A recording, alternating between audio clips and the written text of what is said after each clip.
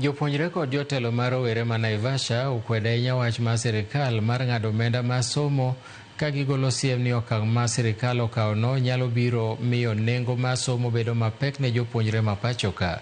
Gimedo ni chakre higa 2000 rowere ma sani osebedo ka yudo ber kokalo e somo manono mar primary kod secondary, ka bende gimedo ni okang' mar ketho sir mar somb jopuonjre biro rocho ratich jopuonjre mathoth.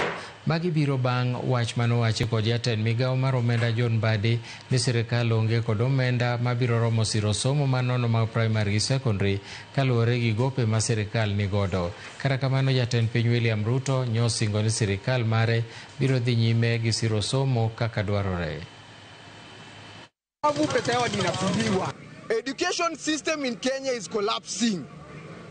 Guys, bana Kibaki alituachia free education.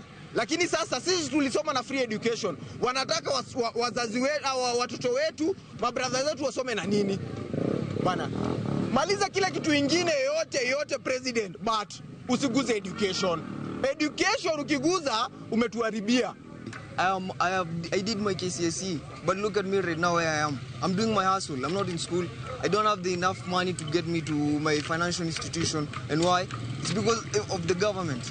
I'm supposed to be somewhere, but I can't be there. I'm struggling.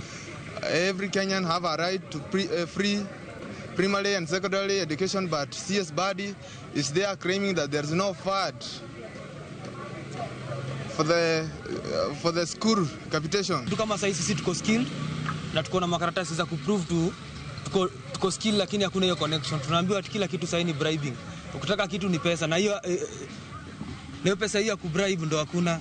Maisha inakuwa ngumu, tunajituma lakini hakuna pesa grau kama kitambo venye maisha ilikuwa.